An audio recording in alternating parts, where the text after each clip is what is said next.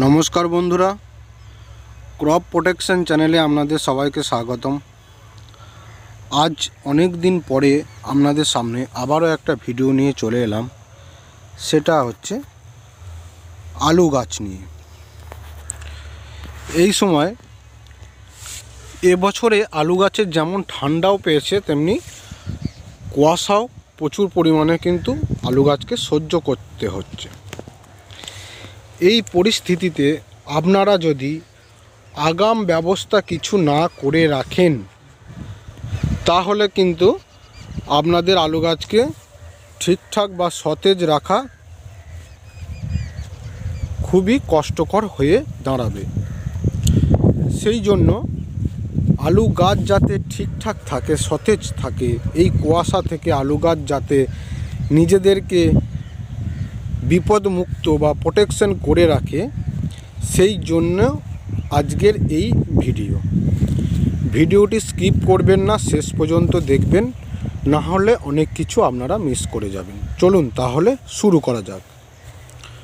বন্ধুরা, এবছরে যেমন ঠান্ডা পড়েছে, তেমন প্রত্যেক দিন কুয়াশা কিন্তু আসছে, এবং সেই কুয়াশাটা শুধুমাত্র যে রাত্রিবেলায় আসছে, দিনের বেলায় চলে যাচ্ছে তা কিন্তু নয়। সারা দিন কুয়াশা থাকছে, এবং এই কুয়াশা খুব ক্ষতিকারক একটা জিনিস। এই কুয়াশা সব সবজির ক্ষেত্রেই খারাপ, এতে রোগ বেশি টেনে নিয়ে আসে। এই আলু গাছকে বা এই সময় আলু গাছকে যদি আগাম প্রোটেকশন না দিয়ে রাখেন, তাহলে কিন্তু মারাত্মক জিনিস হয়ে দাঁড়াবে। শুধু কুয়াশা তা নয়, তার মধ্যে আবার ঝিরঝির বৃষ্টিও পড়ছে, আকাশ মেঘাচ্ছন্ন হয়ে আছে, রোদের কোনো দেখা নেই। এই মুহূর্তে আপনারা যে কীটনাশক বা কৃষি বীজগুলি প্রয়োগ করবেন, সেগুলির কথা আমি বলবো। বেশি দামি ওষুধ দেওয়ার কোনো প্রয়োজন নেই। সবসময় যে দামি ওষুধ দিলেই গাছ ভালো থাকবে এমন কিন্তু নয় বন্ধুরা। বুদ্ধি করে, টেকনিক্যাল বুঝে ওষুধ দিন, আপনার গাছ নিশ্চয়ই ভালো থাকবে। এছাড়াও যদি কোনো আপনাদের কিছু বলার থাকে, তাহলে আমাকে কমেন্ট করে বলতে পারেন। আলু গাছে এই মুহূর্তে যে ওষুধটি স্প্রে করবেন, যে সমস্ত গাছেতে এখনও ধসা দেখা যায়নি বা যে জমিতে এখনও ধসা কিছু আসেনি, সেই জমিতে আপনাদেরকে যা স্প্রে করতে হবে সেটা হচ্ছে মেটালেক্সিল প্লাস ম্যানকোজেব।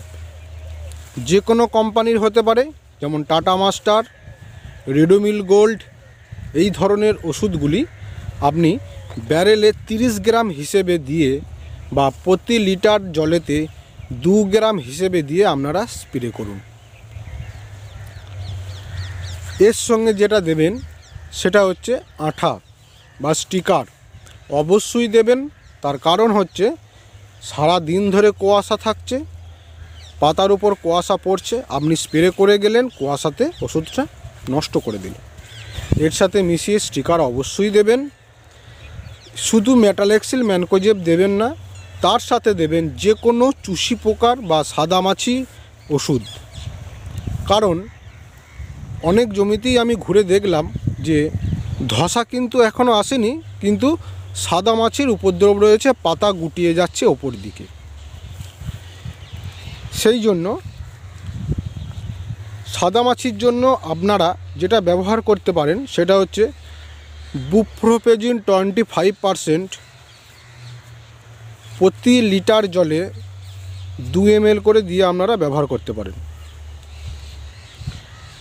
দুটো ওষুধ আলাদা আলাদা করে গুলবেন, ব্যারেলে ঢালবেন, জল ভর্তি করবেন, স্প্রে করবেন। এইভাবে করলে কিন্তু আপনাদের গাছ অনেকটাই সুরক্ষিত থাকবে।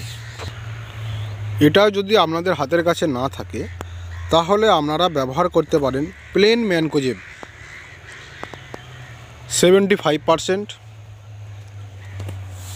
প্লেন ম্যানকোজেব প্রতি লিটার জলে 2.5 গ্রাম করে দেবেন।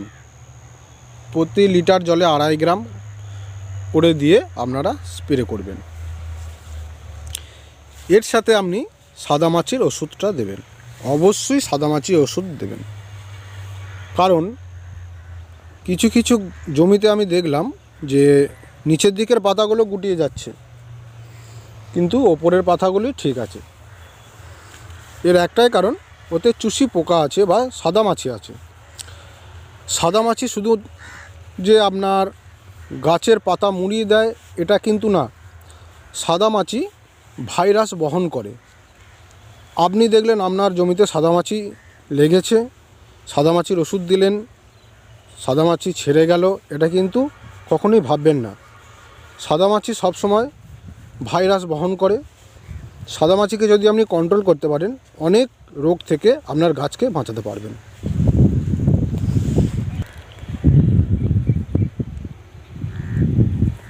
এটাও যদি আপনার হাতের কাছে না থাকে, তাহলে আপনারা ব্যবহার করতে পারেন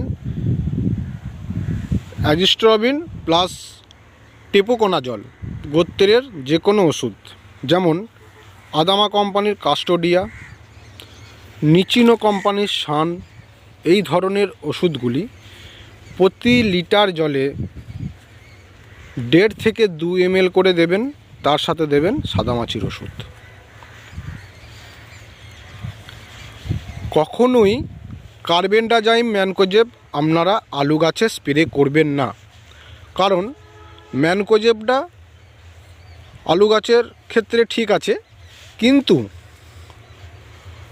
কার্বেন্ডাজাইম আলুতে রোগ বেশি টেনে নিয়ে আসে। সেই জন্য আলু গাছে কখনোই কার্বেন্ডাজাইম স্প্রে করবেন না। অ্যাজিস্ট্রোবিন প্লাস টেপোকোনাজল গোত্রের যে ওষুধগুলো আছে তার সাথে সাদামাছির ওষুধ দেবেন। আপনারা যদি বুপ্রোফেজিন না পান, তাহলে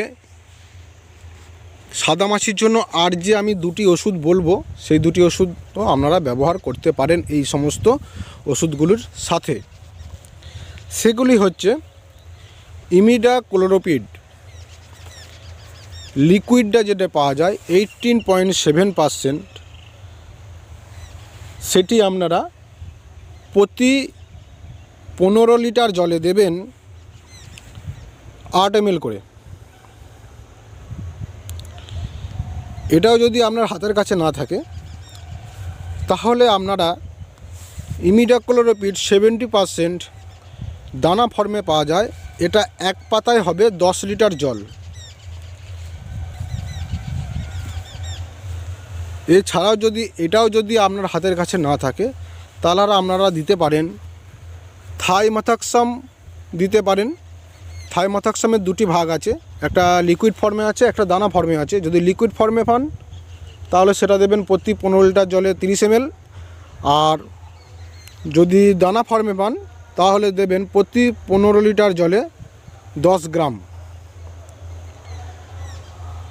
এই হিসেবে আপনারা যদি আপনাদের গাছকে স্প্রে করতে পারেন, তাহলে আপনারা আপনাদের আলু গাছকে আগাম ধসা থেকে অনেকটাই সুরক্ষিত করতে পারবেন। খরচা করে গাছ বসিয়েছেন, খরচা করেছেন, চাষ করেছেন, সামান্য কিছু পয়সার জন্য পিছুপা হবেন না। আগাম দিয়ে রাখুন। এখনকার যা ওয়েদার, তাতে আপনার গাছে কিন্তু খুব তাড়াতাড়ি ধসা চলে আসতে পারে। আপনি যদি এই সমস্ত ওষুধগুলো আগাম ব্যবহার করে থাকেন, তাহলে কিন্তু আপনার গাছ অনেকটাই সুরক্ষিত থাকবে। নমস্কার বন্ধুরা, আমার এই ভিডিওটি একটু লাইক, শেয়ার এবং সাবস্ক্রাইব করে দেবেন।